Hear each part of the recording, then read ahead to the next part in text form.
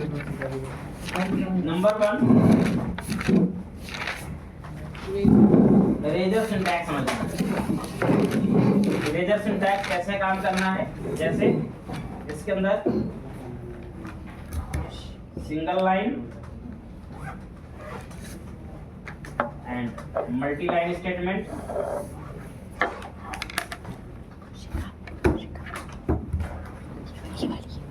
Variable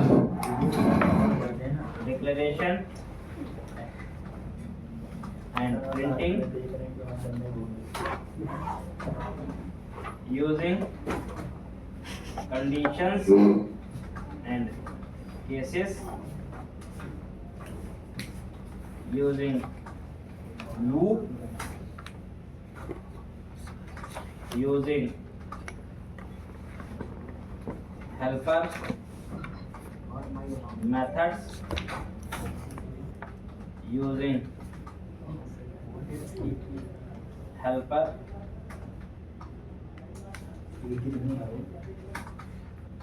attributes। Variable declaration है, printing होगा, printing है, प्रिंटिंग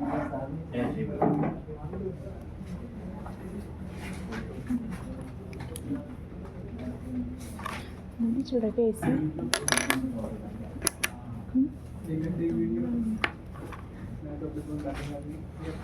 तुमने स्टार्ट कर दिया। तो इरेजर सिंटैक्स में हमें ये सारी चीजें देखनी है। दूसरी चीज हमें देखनी होगी passing data from controller to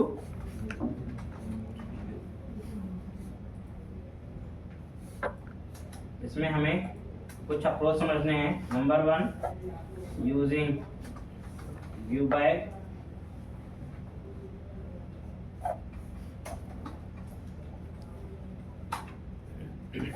number 2 using view data, number 3 using model,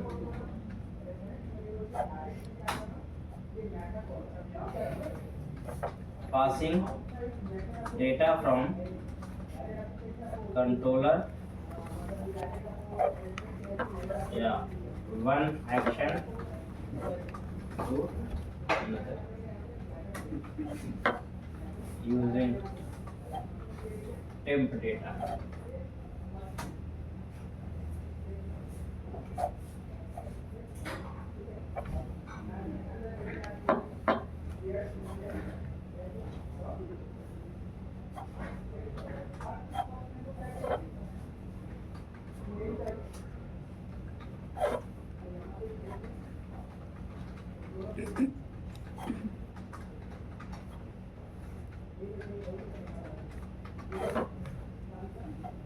तो अभी फिलहाल के लिए ये कुछ टॉपिक मैंने मेंशन किए हैं। शुरुआत करते हैं, उसके बाद देखते रहते हैं स्टेप बाय स्टेप और आगे क्या पढ़ना है।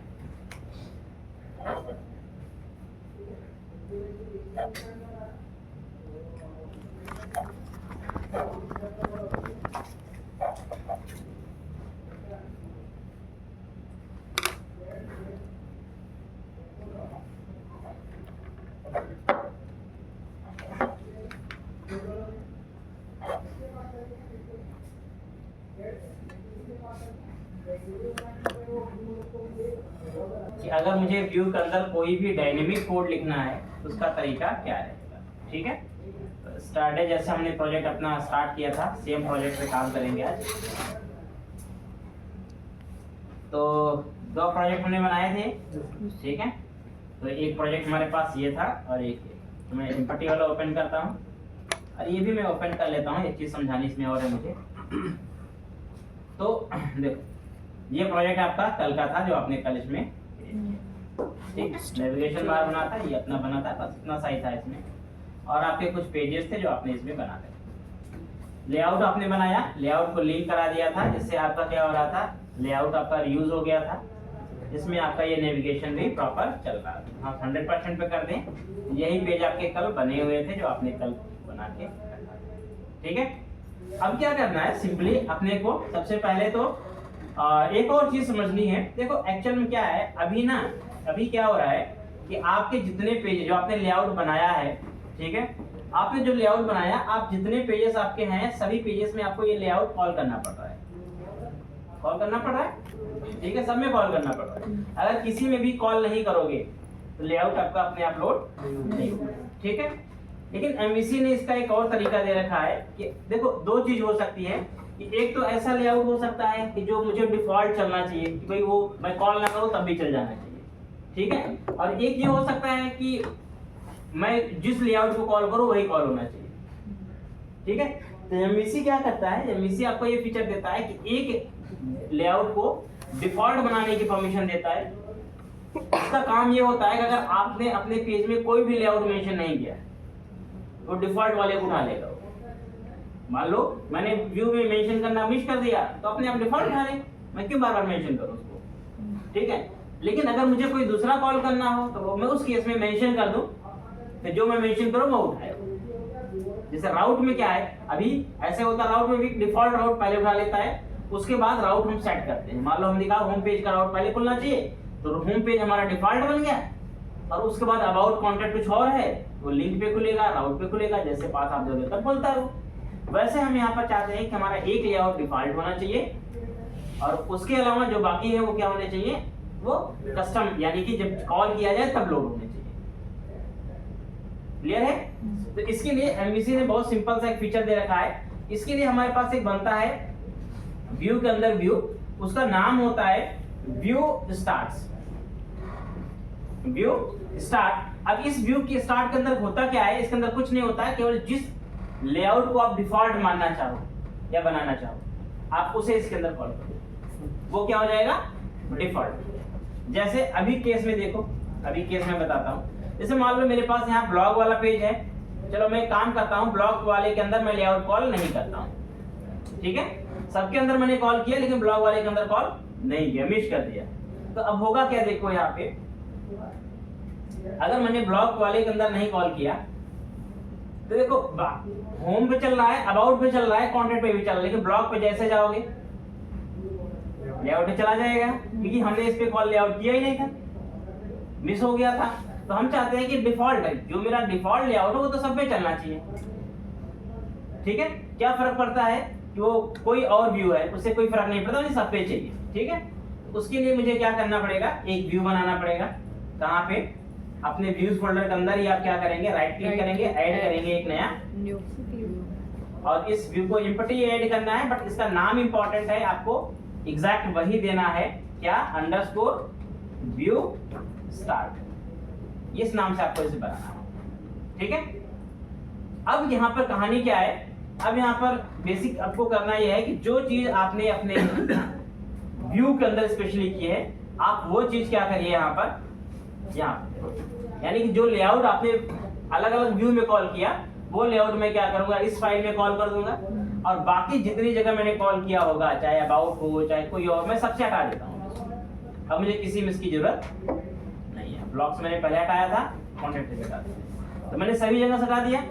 अब अगर मैंने कहीं भी लेआउट मेंशन नहीं किया तो बाय डिफॉल्ट क्या करेगा, जो मेरा व्यू स्टार्ट के अंदर रजिस्टर्ड व्यू होगा, जो लेआउट रजिस्टर्ड होगा अपने आप वही कॉल कर देगा। अब देखो मेरे अभी सारे व्यूज लेआउट सही चल रहा है, सब पे चल रहा है, कोई इशू नहीं है, बट मैंने स्पेशली लेआउट किसी के अंदर भी कॉल नहीं किया है। ये भी हमारा एक तरह से रीयूजेबल हो गया कि हम बार बार लेआउट हर पेज में कॉल कर रहे थे, क्यों कॉल करना है, एक जगह कॉल करो, सभी जगह अपने आप उठा लेगा वो। क्लियर है फंडामेंटल इसका?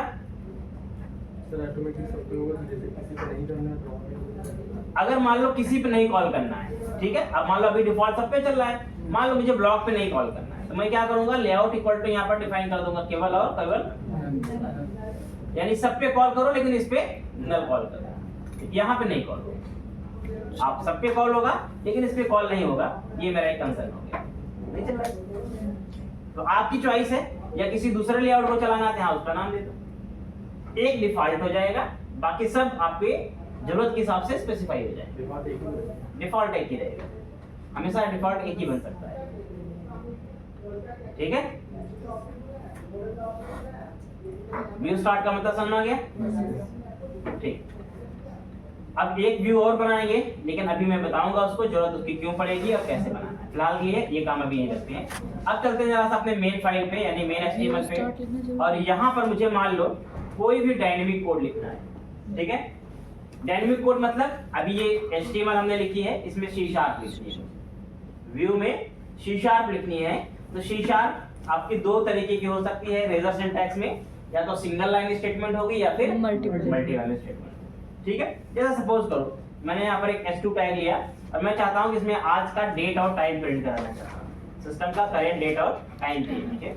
तो हमने कहा यहाँ पर टुडे इज समथिंग, और हमने यहाँ पर सिंगल लाइन स्टेटमेंट चाहिए तो आपको @ यूज करना होता है, @ और आप इसके बाद जो भी फंक्शन आप C# का यूज करना चाहो, जैसे मुझे डेट टाइम चाहिए तो date time dot now dot to string या टू शॉर्ट स्ट्रिंग या लॉन्ग स्ट्रिंग, आपको जो भी लेना चाहो आप यहाँ पे आप ले सकते हो। मैंने यहाँ पर शॉर्ट स्ट्रिंग, ठीक है। तो यहाँ पर सिंपली देखो ये एक रेजर सिंटैक्स हो गया, यानी कि यहाँ पर आपका क्या है C# लिख गई, ये डायनेमिक को, ये आपका स्टैटिक हो गया, इधर जहाँ @ साइन के साथ आपने स्टार्ट किया वो क्या हो गया डायनेमिक हो गया। नाउ यूज क्यों किया आपने? नाउ क्यों यूज किया? अभी का चाहिए ना। अच्छा अब सिस्टम का करंट डेटा यूज करने के लिए अच्छा। C# नहीं पढ़ती हो, ठीक है। तो आपके पास यहाँ पर सिस्टम का करंट डेट और टाइम एक्सेस हो गया, दिस इज द डायनेमिक। अगर मैं यहाँ पर रिफ्रेश करूंगा आप देखो ये डायनेमिक है, चेंज भी टाइम हो रहा है, ठीक है। करंट सिस्टम का डेट एंड टाइम एक्सेस करने का बहुत सिंपल तरीका है, आप कुछ इस तरह से एक्सेस कर सकते हैं। तो ये एक सिंगल लाइन स्टेटमेंट है, इसको हम क्या बोलेंगे सिंगल लाइन स्टेटमेंट। आप इस तरीके से मान लो मुझे एक और मैंने S2 ले लिया, मुझे मान लो दो नंबर को सम कराना है, ठीक है। हमने कहा टोटल इज इक्वल टू, अब यहाँ पर अगर आपको कुछ भी करना सिंगल सिंगल लाइन स्टेटमेंट में, सिंगल लाइन स्टेटमेंट केवल सिंगल @ लगाओ और आप अपना काम कर लो। लेकिन अगर मुझे मल्टी लाइन स्टेटमेंट राइट करना है, एक लाइन स्टेटमेंट, एक लाइन से ज्यादा स्टेटमेंट है, तो आपको @ के साथ कर्ली ब्रेसेस लगाना पड़ेगा। अब ये क्या बन गया मल्टी लाइन, ठीक है। तो अब ये मल्टी लाइन बन गया। अब इसके अंदर मैं वेरिएबल डिक्लेयर कर सकता हूँ, क्योंकि अब ये पूरा स्कोप मिल गया मुझे C# लिखने के लिए। मैं यहाँ पर मान लो n ले लिया, मैंने 100 ले लिया, मैंने यहाँ पर int n1 ले लिया, 200 ले लिया, ठीक है। अब मैंने कहा int m equal to n1 it should be multiplied by n2, sorry n multiplied by n2, okay, N1 sorry n1 and then अब मान लो मुझे प्रिंट कराना है। अब यहाँ पर इंपॉर्टेंट पॉइंट है क्या है प्रिंट। अभी देखो ये कैलकुलेशन है जो मैंने की, अब मुझे क्या करना है यहाँ पर वैल्यू प्रिंट करानी है। किसकी प्रिंट करानी है m की वैल्यू प्रिंट करानी है, ठीक है। जहां भी प्रिंट करानी वैल्यू हो वापस आप @ के साथ उस वैल्यू को प्रिंट करा दो। अच्छा बस इतना केवल @ लगाना है ऐसे, और m ठीक है। तो m की वैल्यू यहाँ पर क्या हो जाएगी प्रिंट हो जाएगी। Print हो लेट्स रन दिस। तो देखो जो डिक्लेरेशन हुआ है वो नहीं प्रिंट हुआ, आपका क्या प्रिंट हो रहा है जो @ साथ आपने प्रिंट कराया था केवल वो वैल्यू प्रिंट हो रहा है। हाँ जो प्रिंट कराना है वो केवल @ साथ वो प्रिंट कर दो, ठीक है। ये हो गया आपका क्या मल्टी लाइन स्टेट्स। तो सिंगल लाइन दो चीज मैंने बताई यहाँ पर आपको, single line and multi line statement Razor syntax के अंदर कैसे काम करता है। और वेरिएबल डिक्लेयर करना और उसे प्रिंट भी करना इसी में हो गया। ये वेरिएबल डिक्लेयर कर लो सिंपल, और प्रिंट करना हो तो id के साथ से प्रिंट करा दो। डिक्लेरेशन तो C# में जैसे करते हो वैसे करना है, प्रिंट करने के लिए केवल आपको यहाँ पर @ के साथ प्रिंट कराना है बस।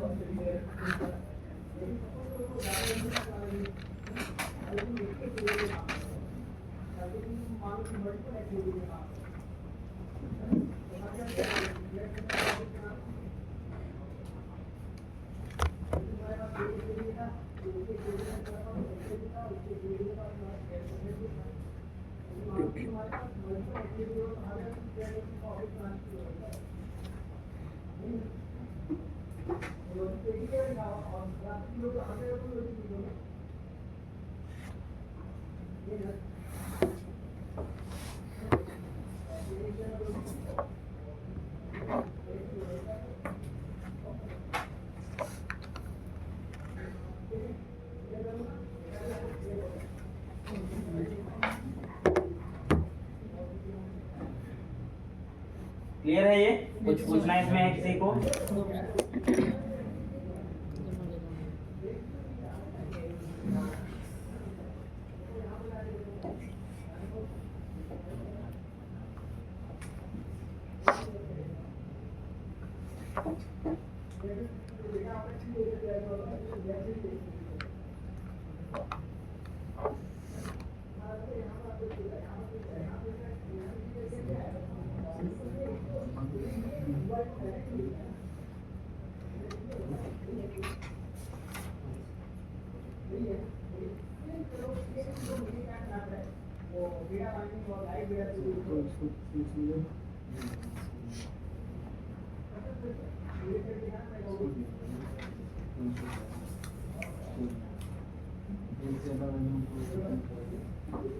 एक से ज़्यादा वैल्यू इनको भी प्रिंट कराने हाँ सबको एड्रेस प्रिंट करा तो क्या दिक्कत?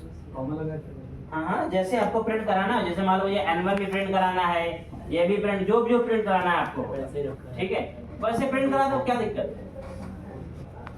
किसी एक साथ में कराना है एन के साथ भी। हाँ, कोई दिक्कत नहीं ना, प्रिंट कराओ। N प्रिंट कराना आपको होगा। आप इसमें देखो, हम इसमें HTML भी बना सकते हैं। जैसे मान लो मुझे ऐसे प्रिंट कराना है कि हमने कहा टोटल, या फिर हम ऐसे करना चाहते हैं, कुछ स्पेस फॉर्मेट करना चाहते हैं मैसेज को, ठीक है, तो आप मैसेज फॉर्मेट कर लो। मुझे ऐसे नहीं प्रिंट कराना है, मुझे ऐसे प्रिंट कराना है, तो मैं क्या करूंगा, एक वेरिएबल लूंगा, स्ट्रिंग फॉर्मेटिंग कर लेंगे ना, ठीक है, रिजल्ट इक्वल टू, हमने कहा यहाँ पर मल्टीप्लाई, कुछ ऐसे दे देते हैं, मल्टीप्लाई n, ओके, फिर हमने कॉन्कैटिनेशन किया, फिर हमने लगाया एक साइन मान लो, ठीक है, plus n1 plus equal two plus n, यही होगा। एंड देन उसके बाद आप क्या करिए, इसको प्रिंट करा दीजिए एट द रेट,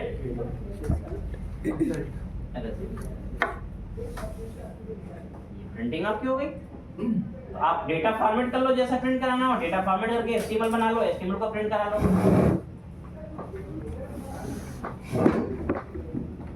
ठीक है।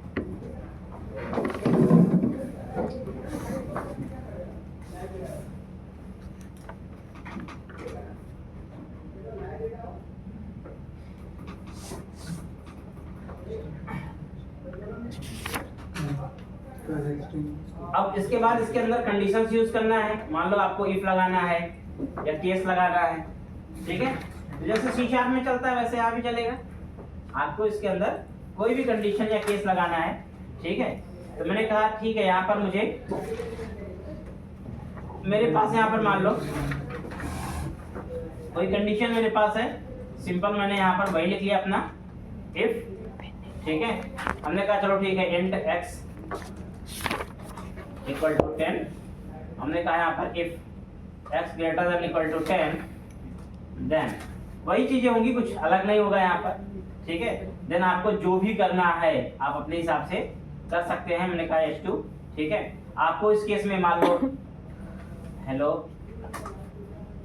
प्रिंट, और अगर ऐसा नहीं है तो एल्स पार्ट में जाना चाहूंगा मैं, और वहां पर h4 प्रिंट कराएंगे, ठीक है।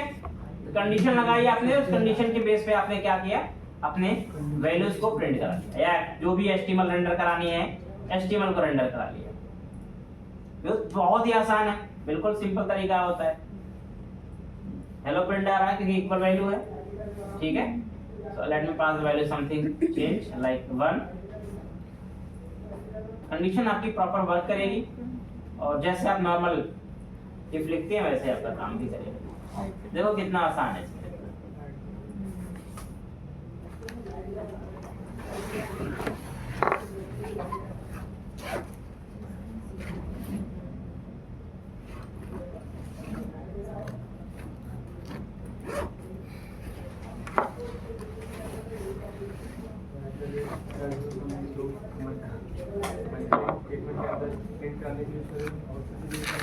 एट द रेट का बेसिक मतलब है कहीं भी रेजर सिंटैक्स स्टार्ट कर रहे हो, ध्यान रखना हमेशा एट द रेट साइन से ही स्टार्ट होता है। व्यू के अंदर रेजर सिंटैक्स स्टार्ट करना है तो एट द रेट अगर ट्रेन के लिए console.io console.io कहाँ चलता है गधे? वो जावास्क्रिप्ट से फंक्शन है। वो तुम यहाँ कैसे यूज कर सकते हो? यहाँ जावास्क्रिप्ट लिख रहे हो। console.net तो C# का है, बता, वो तो कंसोल प्रोग्रामिंग के लिए, सॉरी console.log होता है। तो वो तो तुम्हारा वो हो गया ना, लैंग्वेज पढ़ के कंफ्यूज C# से कंसोल प्रोग्रामिंग हो गई। कंसोल प्रोग्रामिंग थोड़ी ना काम कर रहे हो, तो वेब है ना, ये वेब है। वेब के अंदर तुम कंसोल कैसे यूज कर सकते हो? उसके लिए console- ये रिजल्ट एक्चुअल में ये जो चीज तुम्हें बन के मिल रही ना यहाँ पे, ये जो चीजें है ना, ये चीज तुम्हारी किसी इंजन से पहले कंपाइल होती है। ऐसे नहीं है कि तुम इधर तुम्हें लग रहा है कि बिल्कुल C# जैसा है, ये दिखता तो C# जैसा है, लेकिन एक्चुअली C# ये नहीं है, ये रेजर है। ठीक है, अब जब ये चीज तुम्हारी रन होती है तो पहले ये कंपाइल होता है, और ये कंपाइल करने के लिए रेजर इंजन काम करता है। वो इंजन पहले क्या करेगा, इसको कंपाइल करेगा, कंपाइल करने के बाद इसका जो रिजल्ट आएगा वो तुम्हें रेंडर करके देगा। अब इसका सिंटैक्स बिल्कुल C# पे सेम रखा गया है, जिससे तुम्हें कंफ्यूजन ना, बस केवल इतना मतलब इसका है और कुछ नहीं, जिससे तुम्हें कंफ्यूजन ना हो कि बिल्कुल सिंटैक्स बदल दिया गया। तो इफ वैसे रखा गया, वेरिएबल वैसे रखे गए, लूप वैसे रखा गया, लेकिन एक्चुअल में ये चीज अलग है। इसको कंपाइल करने के लिए अलग इंजन चाहिए होता है, दैट्स रेजर इंजन। ठीक है, तो हमेशा ध्यान रहे, अगर अलग हम कंपाइलेशन प्रोसेस कर रहे हैं तो उसका जो सिंटैक्स होगा उस इंजन का, हम उस सिंटैक्स को इग्नोर नहीं कर सकते। हम उसी सिंटैक्स में लिखेंगे तभी हमारा कोड चलेगा।